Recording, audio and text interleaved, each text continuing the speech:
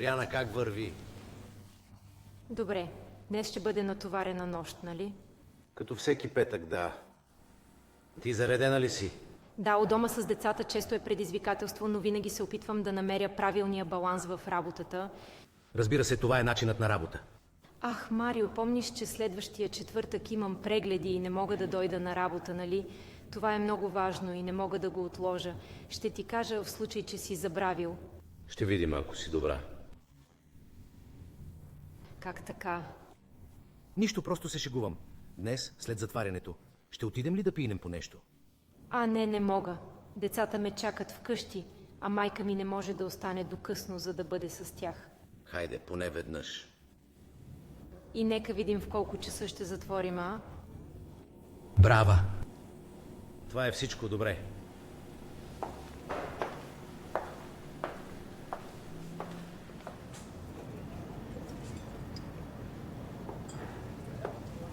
Риана, маса 21, липсват чаши. Добре. Всичко е наред. Не, трябва да поговорим. Сега, докато работим. Да, сега докато работим. Разбирам го. Не можеш да стоиш далеч от мен. Кажи ми всичко, маце. Марио, много пъти съм ти казвала, че не обичам да ме докосват без мое съгласие, особено докато работя. Какво? Какво толкова лошо направих? Марио, ти ме караш да се чувствам много неудобно. Опитай се да разбереш. Ариана, какво казваш? Измисляш си всичко. А след това ти напомням, че този месец е месецът на подновяване на договора. Трябва ли да мисля, че вече не искаш да работиш тук? Не казвам това. Успокой се, тези неща са приятелски настроени. Да не би да искаш да загубиш работата си заради тази глупост.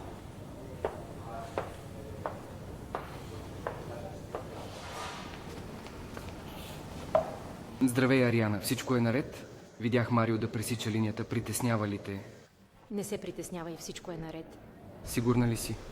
Видях как се държи. Не е добре. Той се възползва. Ако искаш, ще отида да поговоря с него, ако ми дадеш разрешение. Не дей. Всъщност, благодаря ти, прекалено много се тревожиш. Добре.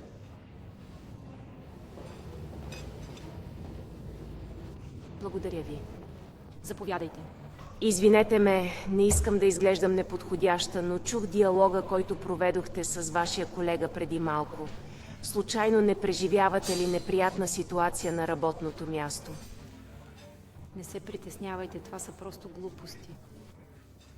Не, съжалявам, че трябва да го кажа, но това не е просто глупост. Видях със собствените си очи как ти говори, как те докосва. А това не е добре, разбираш ли? Мога ли да попитам, защо все още работиш за него? Трудно е. Истината е, че се страхувам, че няма да намеря нищо друго, а и не мога да си го позволя. Имам 2 деца вкъщи и съм сама. И не мога да бъда без работа. Тогава тук получавам прилична заплата, която ми позволява да плащам сметките, наема и да ги храня. Извинете ме отново, но мога ли да попитам къде е бащата? Той е изчезнал и никога повече не се чува за него, но това вече е минало и аз не разчитам на никого. Съжалявам. Аз също. Сега ме извинете, но трябва да се върна на работа. Разбира се, благодаря ви и се грижете за себе си.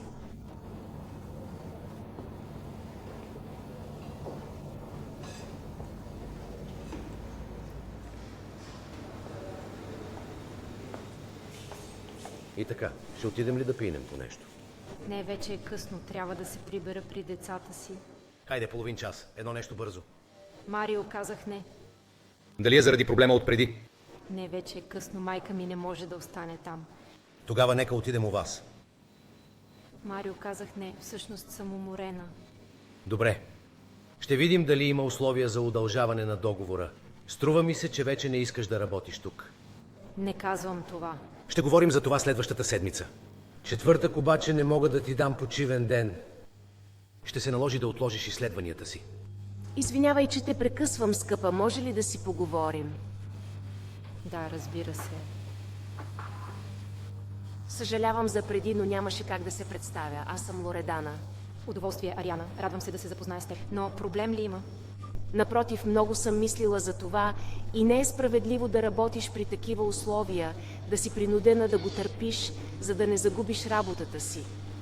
Имам сдружение, което се занимава точно с тези проблеми и помага на хората в затруднение. Ето защо ти задавах толкова много въпроси.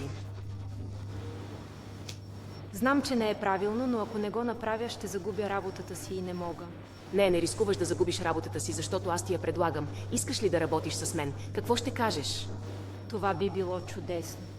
Тогава започваш следващата седмица. Благодаря ви. Благодаря ви много, не мога да ви бъда достатъчно благодарна. Няма нужда да го правиш. Или може би... Направих забележка за този ресторант, Забележка? И за какво? за начина, по който се е отнесъл към това момиче, което вече няма да работи тук. Недопустимо е да използвате властта си, за да дразните една жена и кой знае колко други.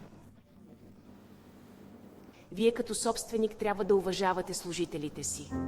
Те са хора, а не пионки. И никой не бива да бъде принуждаван да се подчинява на вашето заместническо и срамно отношение, само защото вие му плащате заплата.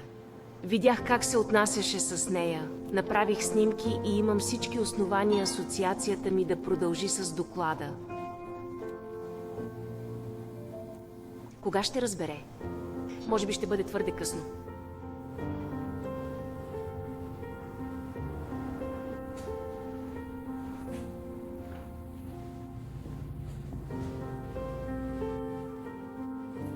Отвращаваш ме. И се срамувам, че съм работил за човек като теб.